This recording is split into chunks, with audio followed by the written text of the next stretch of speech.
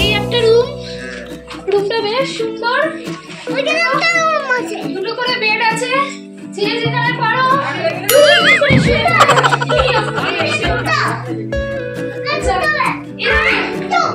এখানে একটা খুব সুন্দর দেখে যাও ভিউ আছে, দেখো দারুণ ভিউ দেখা যাচ্ছে। ওই দিকটা দেখাও,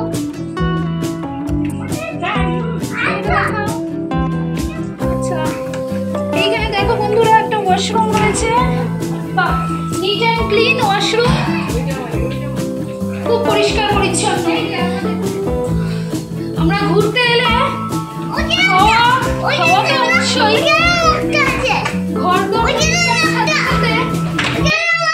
কিয়ান কি করছো? কিয়ান কিয়ান জঙ্গলে পৌঁছে গেছে। এই দেখো চারিদিকে কত ঘন জঙ্গল। কিয়ান তুমি দাদুর সাথে কি করছো? বাবা রে, এখানে তো ভয়ঙ্কর জায়গাটা। লাভা লোলেগাঁওয়ের খুব কাছে পাহাড়ের গায়ে প্রায় ৮,৫০০ ফুট উপরে ছোট্ট একটি সুন্দর গ্রাম ঋষভ। চারিদিকে রয়েছে অসংখ্য পর্বতশৃঙ্গ, আর তার মাঝখানে উকি দিচ্ছে সোনালি চাদরে মোড়া কাঞ্চনজঙ্ঘা। মন ভোলানো প্রকৃতির সৌন্দর্যের মধ্যে সবুজ উপত্যকায় ঢাকা গোটা গ্রামটা দারুণ সুন্দর। আর জানো তো, এই গ্রামের প্রতিটি বাড়ির বারান্দাতেই রয়েছে রং বেরঙের বাহারি ফুল আর অর্কিড। স্ন্যাক্স চলে এসছে। কি এসেছে বিকেলে? গরম গরম পকোড়া আর চা। সবাইকে দেখাও, সবাই নিয়ে নাও পকোড়া। সবাইকে দেবো, নিয়ে নাও। কিয়ান দেখিয়েছি, তুমি কি খাবে? তুমি কি খাবে? মা নাও, চারিদিকে সবুজে ঘেরা, জঙ্গলে ঘেরা এই গ্রামটি। যেদিকে তাকাই শুধু সবুজ আর সবুজ, মাঝে মাঝে বিভিন্ন রঙিন ফুল। দেখো রাস্তাটা যে কোথায় গেছে তা অজানা।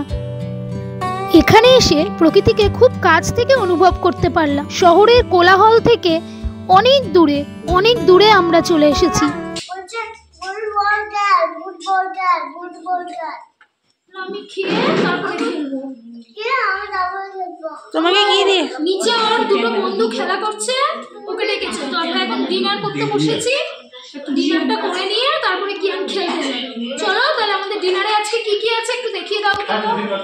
কি আছে? আলু ভাজা, চিকেন, কিয়ানের জন্য ভাত, অন্ডা, শুভ সকাল বন্ধুরা। পাহাড়ের কোলে এই মনোরম এক প্রকৃতির মাঝখানে আমরা আছি ঋষভ নামের একটি গ্রাম। চারিদিকে যেদিকেই তাকাই শুধু সবুজ, আর শোনা যাচ্ছে পাখির কিচিরমিচির শব্দ। কই তোমরা শুনতে পাচ্ছ?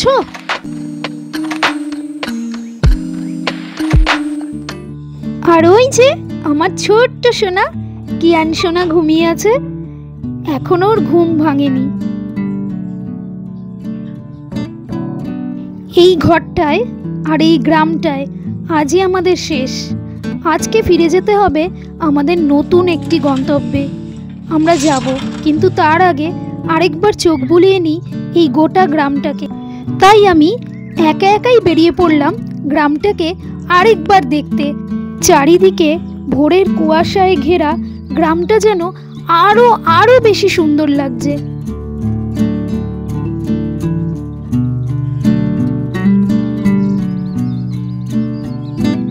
ভোরের শিশির বিন্দুগুলো যেন চারিদিকে বৃষ্টির মতন ছেয়ে রয়েছে।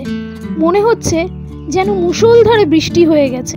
বৃষ্টির পরে যেমন চারিদিকটা সজীব হয়ে ওঠে, তেমন আমার মনটাও যেন সতেজ আর সজীব হয়ে উঠল। কিন্তু তা ছিল ক্ষণিকের। এই ঘরটাকে আজ বিদায় জানিয়ে আর গ্রামটাকেও বিদায় জানিয়ে আমাদের চলে যেতে হবে, ফিরে যেতে হবে আরেকটি গন্তব্যে।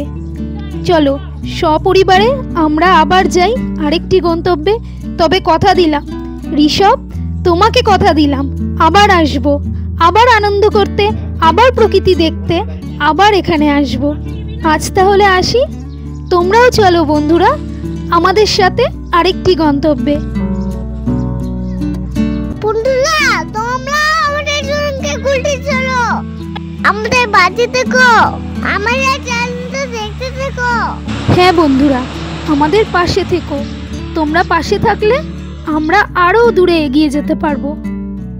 আজ তাহলে আসি, আবার আসবো আরেকটি ভ্রমণের গল্প নিয়ে।